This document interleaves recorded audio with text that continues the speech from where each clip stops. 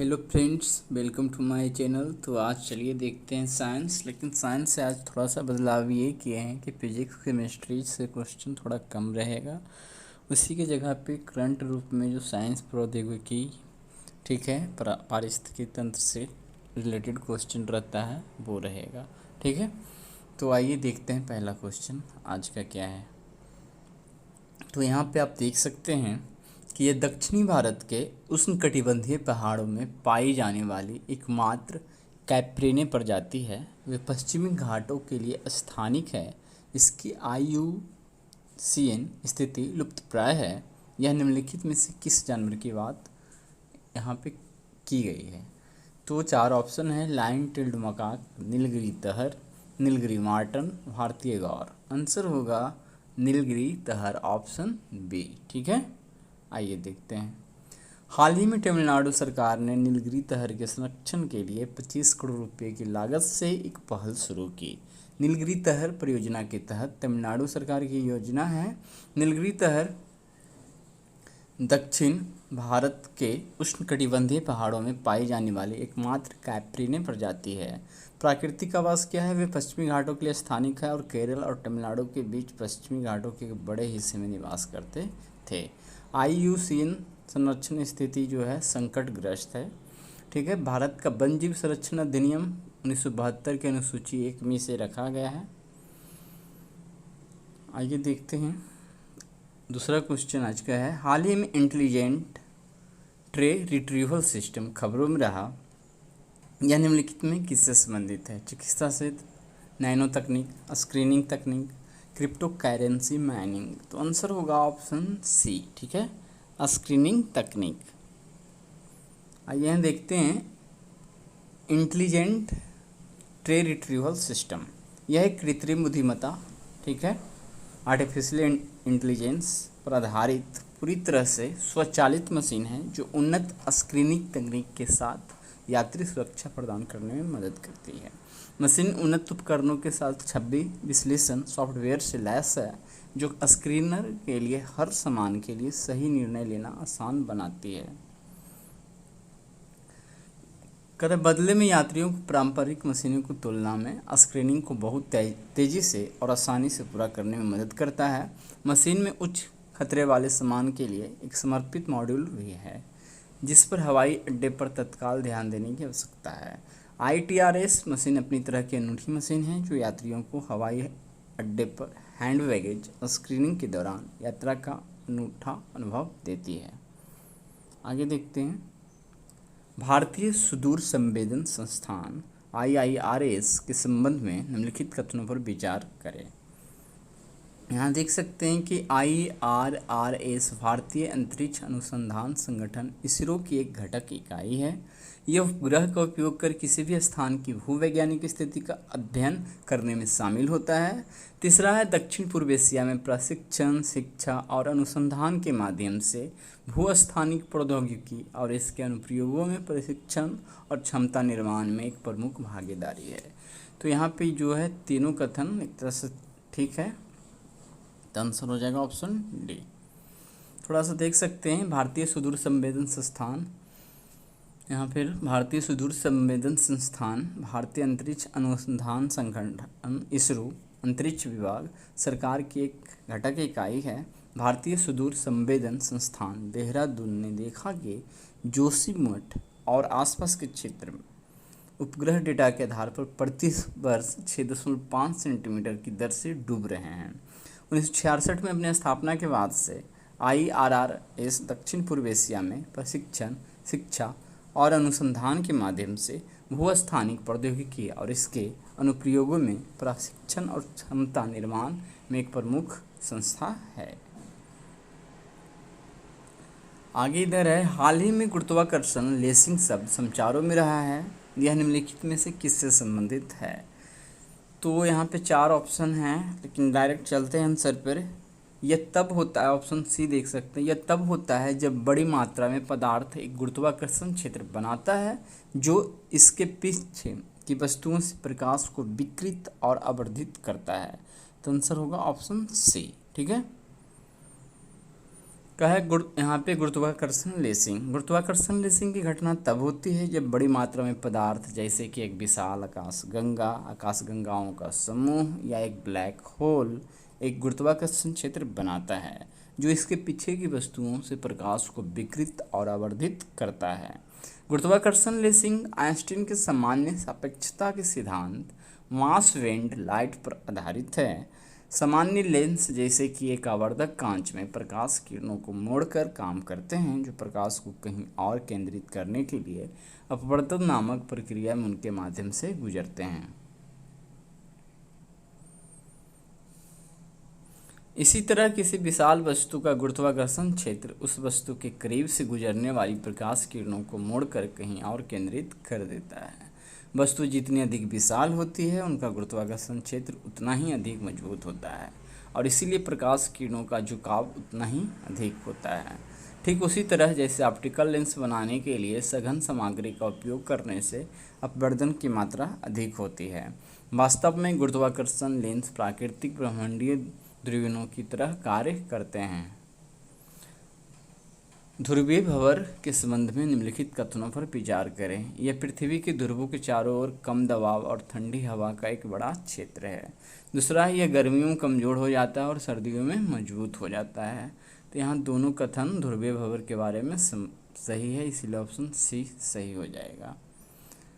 तो यहाँ पे देख सकते हैं अध्ययन मुख्य रूप से ध्रुवीय भंवर नामक किसी चीज़ पर केंद्रित था जो ठंडी कम दबाव वाली हवा के द्रव्यमान है जो लगातार आर्कटिक क्षेत्र पर मंडराता रहता है।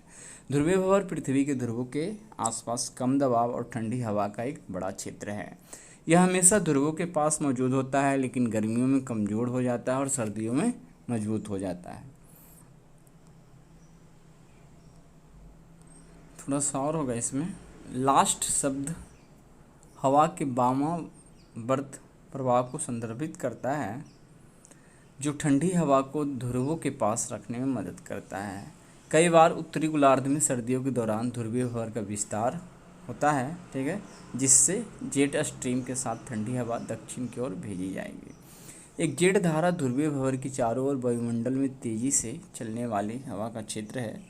ये सर्दियों के दौरान काफ़ी नियमित रूप से होता है और अक्सर संयुक्त राज्य अमेरिका और कनाडा में आर्कटिक वायु के बड़े प्रकोप से जुड़ा होता है।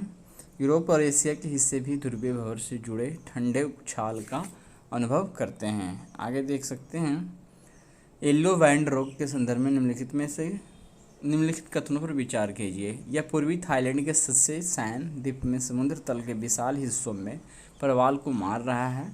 इससे पहली बार दशकों पहले देखा गया था और इसने कैरिबियन में रीफ को व्यापक नुकसान पहुंचाया है। यह एक विषाणु संक्रमण है, तीसरा, जो प्रवाल पर फैलता है। तो ध्यान देना, यह विषाणु संक्रमण नहीं है, जीवाणु संक्रमण है। तो तीसरा गलती, इसीलिए 1 और 2 सही होगा। ऑप्शन ए यहाँ पे सही हो जाएगा। थोड़ा सा देख सकते हैं येलो बैंड रोग। यह एक तेज़ी से फैलने वाली बीमारी है जिसे आमतौर पर येलो बैंड डिजीज के रूप में जाना जाता है। पूर्वी थाईलैंड में सुंदर संसाय सैन द्वीप में समुद्र तल के विशाल हिस्सों पर प्रवाल को मारता है। नष्ट होने से पहले मूंगों का रंग पीला हो जाता है। इससे पहली बार दशकों पहले देखा गया था और इसने कैरिबियन में भित्ति को व्यापक नुकसान पहुंचाया है। 600 एकड़ से अधिक समुद्र संक्रमित हो चुका है येलो बैंड रोग से, ठीक है।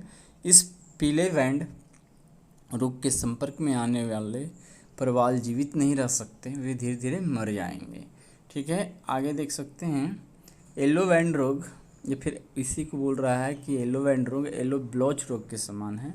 एक प्रवाल रोग है जो प्रवाल की कॉलोनियों पर ऐसे समय में हमला करता है जब मूंगा पहले से ही प्रदूषण, अत्यधिक मछली पकड़ने और जलवायु परिवर्तन से तनाव में होते हैं।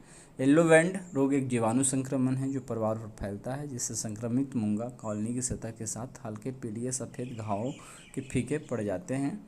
घाव वे स्थान है जहां बैक्टीरिया ने प्रवाल के सहजीवी प्रकाश संश्लेषक शैवाल को मार डाला है, जिससे जोंकास्थले कहा जाता है, जो प्रवाल के लिए एक प्रमुख ऊर्जा स्रोत होता है।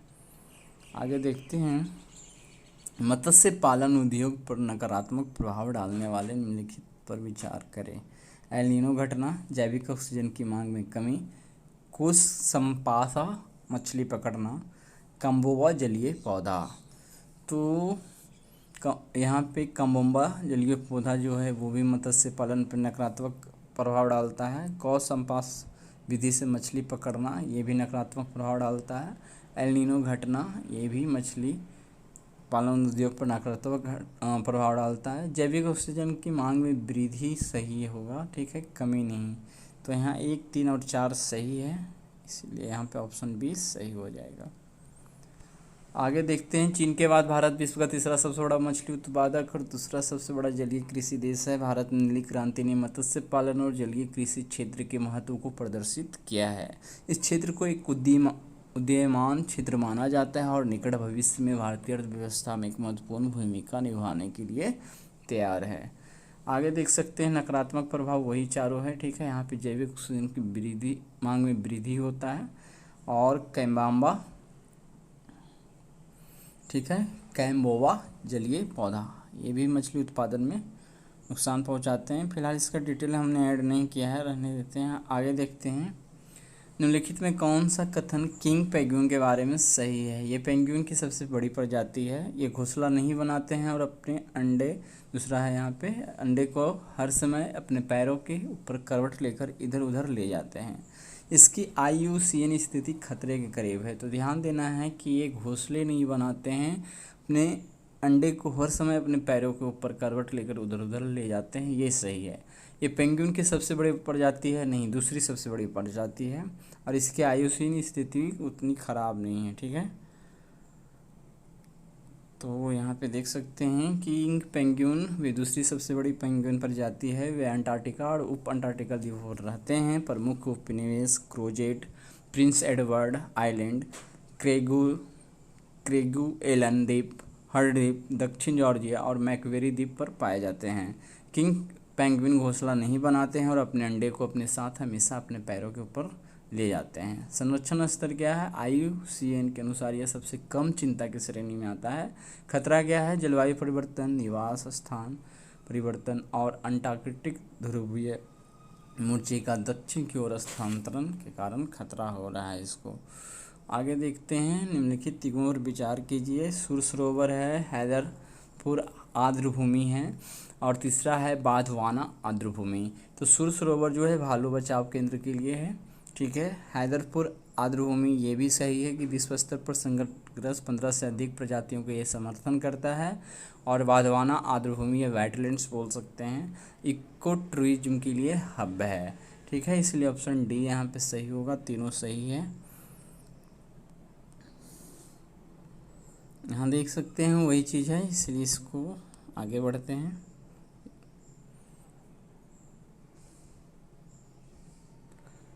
चीड़ देवदार के पेड़ के संदर्भ में निम्नलिखित कथनों पर विचार कीजिए।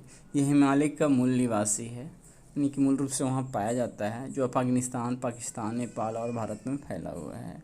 यह 500 मीटर की निचली ऊंचाई से 2200 मीटर की ऊंचाई तक बढ़ता है और एक शुद्ध जंगल बनाता है। वे अत्यधिक ज्वलनशील होते हैं और जंगल की आग के मुख्य कारणों में से एक है। तो